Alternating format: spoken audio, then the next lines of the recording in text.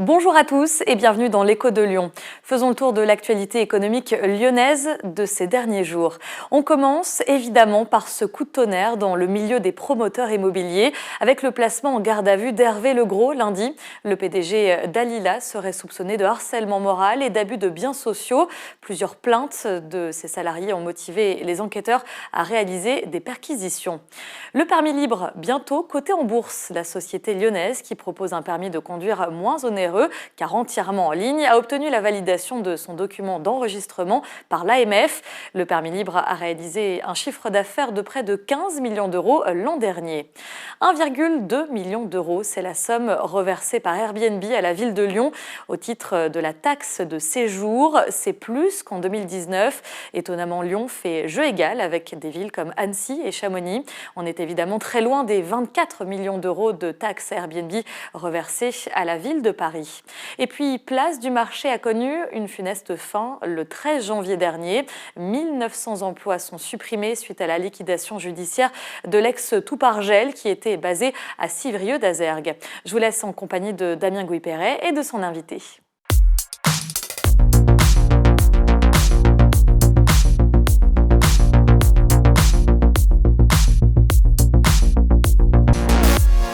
Bonjour à tous, bienvenue dans l'Écho de Lyon.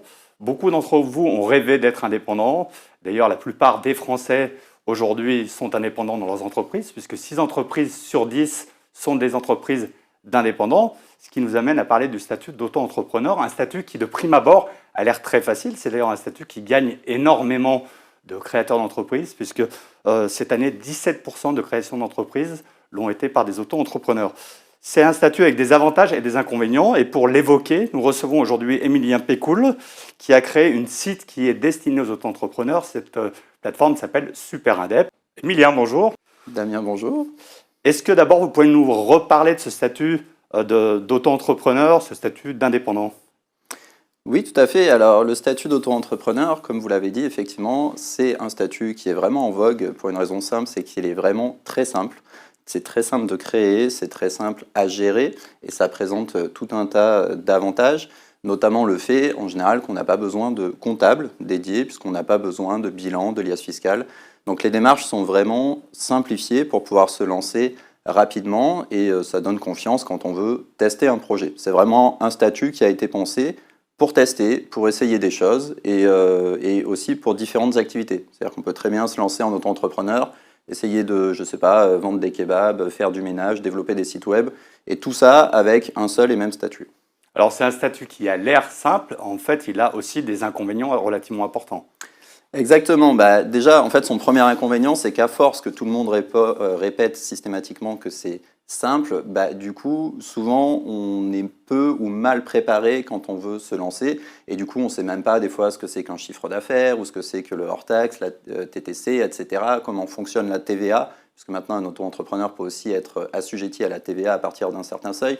Donc tout un tas de sujets qui font qu'on peut facilement se faire piéger et en fait si on ne prend pas les bonnes décisions des fois, même dès le début, on peut rapidement perdre des milliers d'euros, quand ce n'est pas des dizaines de milliers d'euros après des années si on ne fait pas attention. Et puis il y a une autre limite qui est celle-là plus connue, c'est qu'effectivement on est limité en termes de chiffre d'affaires, puisque au-dessus d'un certain niveau qui a augmenté cette année, qui est donc autour de 77 000 pour de la prestation de service et quasi plus du double maintenant quand on fait de l'achat-revente. Si on dépasse ces plafonds, effectivement, 2 années de suite, on est obligé de changer de statut. Alors c'est un statut qui existe depuis 2009 et donc on commence à avoir des statistiques qui tiennent à peu près la route et j'en ai trouvé une sur votre site internet qui dit que les auto-entrepreneurs dans les 5 premières années reçoivent au moins une mise en demeure. Donc j'imagine que ça fait partie des choses qui vous ont poussé à créer votre site. Alors vous avez créé votre site avec 2 amis, Florent et Clément. C'est né d'une expérience personnelle? Vous étiez indépendant, vous étiez freelance, vous étiez auto-entrepreneur? Exactement, en fait on était à notre compte, donc avec Florent et Clément, depuis 2011 et 2013 respectivement.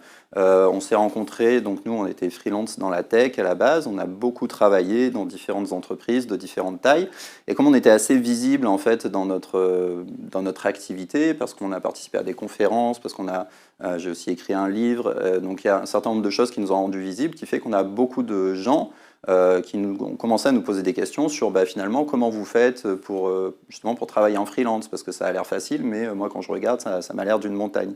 Et donc on a vite vu que c'était un peu toujours les mêmes questions qui reviennent, hein. Comment vous trouvez vos missions, comment vous avez choisi votre statut, comment vous fixez votre tarif, etc. etc. Et donc on a fini par créer une association qui existe toujours d'ailleurs sur Lyon, qui s'appelle AccureJob, et dont l'objet est d'aider des salariés à devenir freelance. Et donc on a aidé des personnes au fil de l'eau pendant des années, depuis 2016 donc, qu'on a accompagné personnellement. Et justement, c'est en 2018, fin 2018, début 2019, qu'on s'est dit, est-ce qu'on ne pourrait pas faire quelque chose maintenant qui aille un peu plus à l'échelle? C'est-à-dire, ok, on a réussi à aider des gens, c'est bien, on est content de l'impact qu'on a eu, notamment sur Lyon, mais est-ce qu'on ne pourrait pas trouver une solution qui aide plus de gens? Et donc là, évidemment, comme tout entrepreneur, on a commencé par se dire, ok, quels sont les problèmes que nous, on a eus et qu'on voudrait résoudre? Et effectivement, on avait cette chance dans le monde de la tech de ne pas avoir de problème pour trouver des missions. Ce qui est souvent un des problèmes des freelances, c'est de trouver effectivement du travail. Mais comme si on n'a pas ce problème-là, le principal problème, est clairement, il est administratif. Et ça nous a d'autant plus frappé que nous trois, donc Florent, Clément et moi-même, pour le coup, c'est vraiment des sujets qui nous intéressaient. Florent et Clément, d'ailleurs, ont même fait leur propre comptabilité pendant très longtemps. Et donc, c'est des sujets sur lesquels ils s'y intéressaient, ils connaissaient déjà les textes de loi, ils connaissaient vraiment les différents fonctionnements. Et malgré ça, on a fait des erreurs qui nous ont potentiellement coûté de l'argent. Alors, ça peut être des erreurs de notre fait ou des fois des erreurs des organismes. Mais peu importe, en fait. Dans tous les cas, c'est un stress qu'on n'aimerait bien pas avoir à gérer, parce que quand on est entrepreneur, en général, on a envie de tout, sauf passer du temps à gérer de la paperasse. On a juste envie de se concentrer sur son activité. Et donc, l'idée est vraiment partie de là. On s'est dit, OK, qu'est-ce qu'on peut faire pour justement que les entrepreneurs puissent se concentrer sur leur activité? Et à la base, donc, on pensait vraiment aider tous les freelances en proposant un service qui, en allant se synchroniser directement avec les organismes sociaux en ligne, allait pouvoir remonter tout un tas d'informations en temps réel pour anticiper tout un tas de problèmes qu'on pourrait avoir, justement sur, tiens, il y a un impayé qui traîne, tiens, il y a des déclarations qui n'ont pas été faites, tiens, il y a tel organisme pour lequel tu aurais dû faire des déclarations pour lesquelles tu ne les as pas faites. Donc, et tout ça, on s'est dit, en fait, ça pourrait très facilement être automatisé en termes de vérification. Et donc l'idée est vraiment partie de là, et puis après l'idée a évolué, et en fait on s'est confronté directement au marché auto-entrepreneur, c'est-à-dire que notre première idée à la base, qui était d'aider tous les freelances, s'est vite recentrée sur les auto-entrepreneurs, parce qu'en fait quand on a vraiment lancé les toutes premières briques du projet, ça correspondait pile au doublement du plafond de l'auto-entreprise.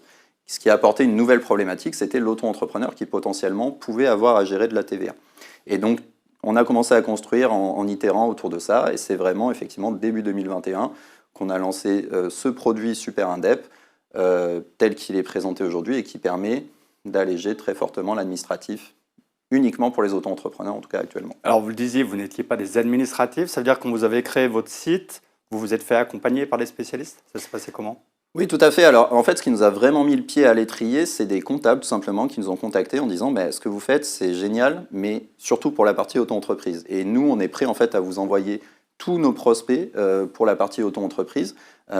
Et du coup, effectivement, on s'est reposé notamment sur leur expertise pour développer une solution adaptée là-dessus. Mais encore une fois, nous, de toute façon, on était freelance, et après, on était au contact de nos clients, et c'est eux qui nous ont beaucoup appris aussi sur les besoins de ce marché-là. Et puis, ce qui s'est passé en fait très rapidement, c'est que de fait, on fait partie aujourd'hui des plus grands experts de l'auto-entreprise en France pour une raison simple, c'est qu'en fait, c'est un statut qui intéresse très peu de monde, et notamment les comptables, parce que c'est difficile pour eux de trouver un modèle qui soit rentable pour eux, et que par définition, il n'y a pas vraiment il n'y a pas de bilan, il n'y a pas de liasse fiscale, donc tous les outils qu'ils ont aujourd'hui pour accompagner des entrepreneurs ne sont pas forcément adaptés aux auto-entrepreneurs.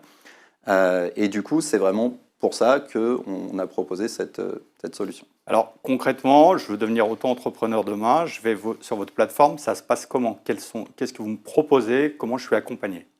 Alors très concrètement, la grosse différence justement sur notre site par rapport à ce que pourraient proposer des concurrents, c'est que souvent de loin les gens nous voient comme un logiciel de facturation ou quelque chose comme ça. En fait, on va beaucoup plus loin que ça.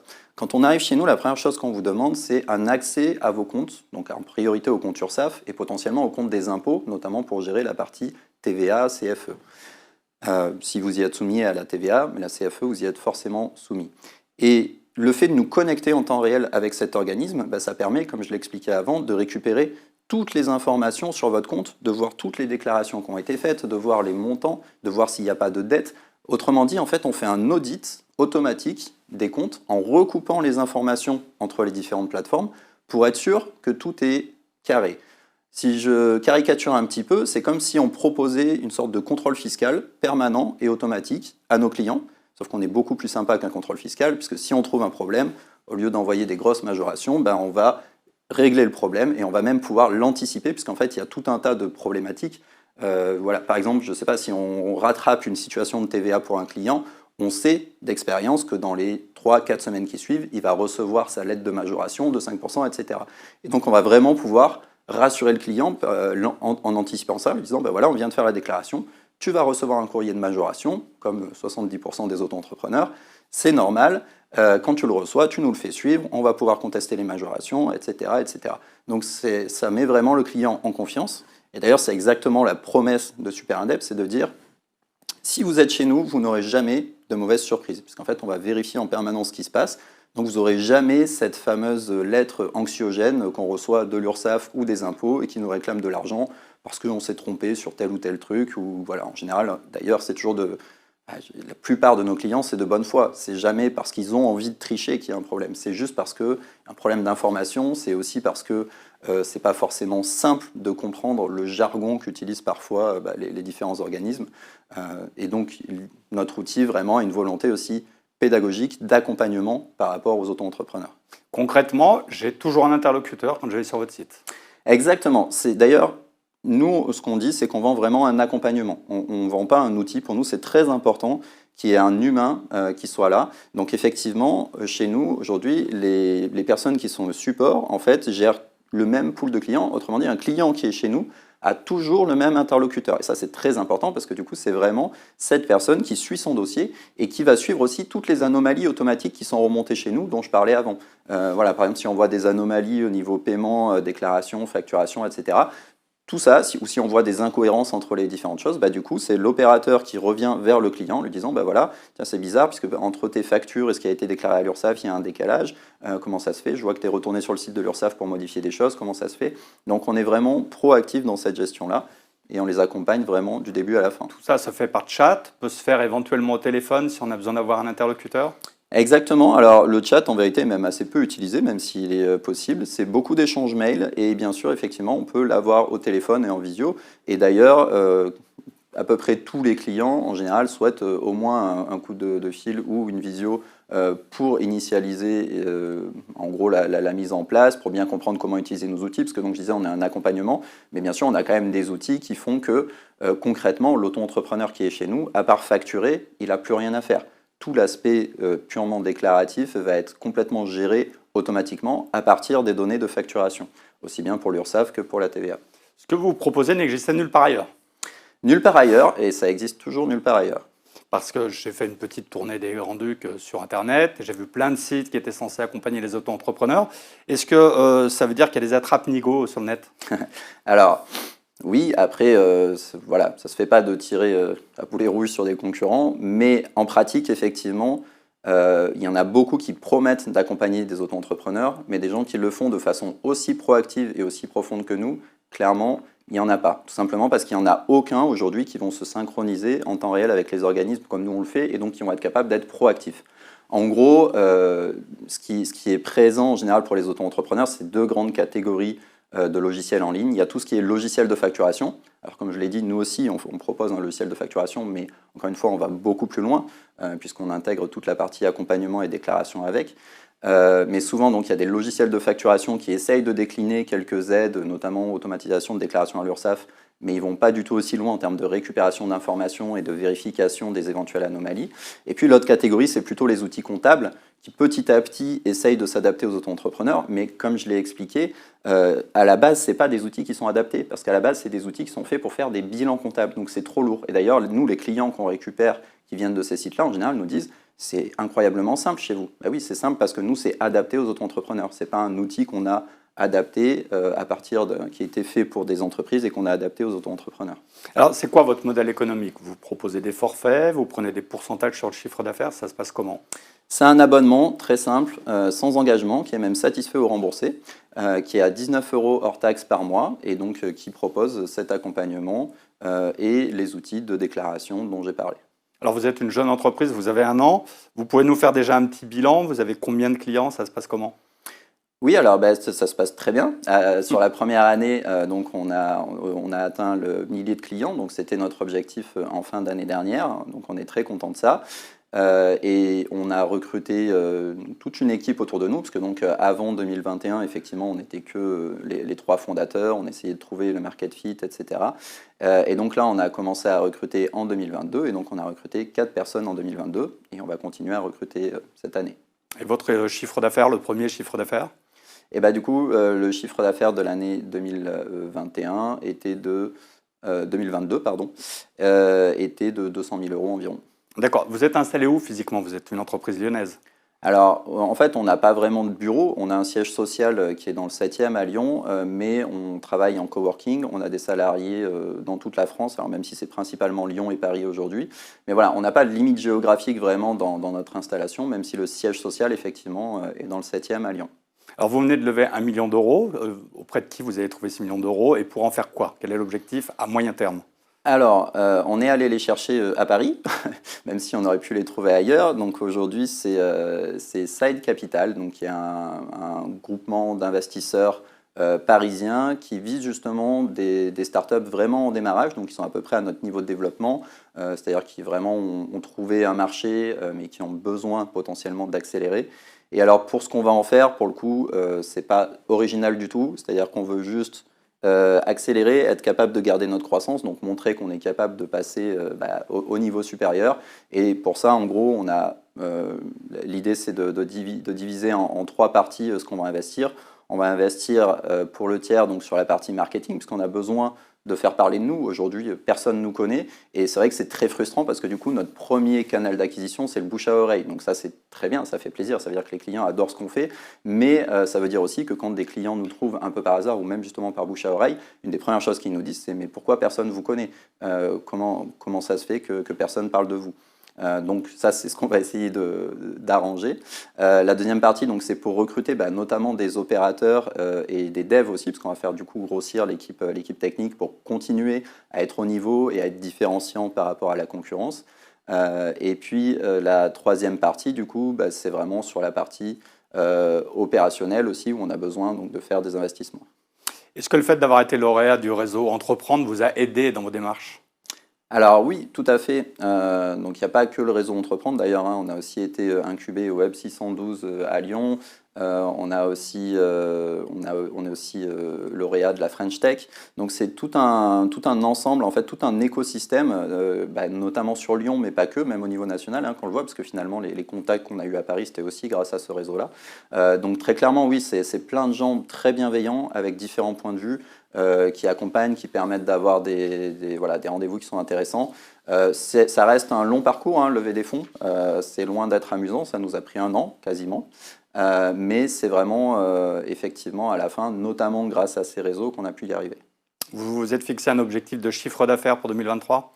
Notre objectif, c'est de tripler de chiffre d'affaires, donc on vise les 600 000 €. Et voilà, en espérant toujours faire mieux, évidemment. Mais en tout cas, c'est notre objectif. Alors, Emilien, merci en tout cas de nous avoir répondu. Je souhaite que vos vœux soient exaucés. Si vous voulez en savoir plus sur cette plateforme qui est assez intéressante, qui est assez fluide, assez simple, vous pouvez aller sur superindep.fr. Et si vous voulez prendre contact avec l'émission, comme d'habitude, vous m'adressez un mail à dgp@lyonmag.com. À la semaine prochaine.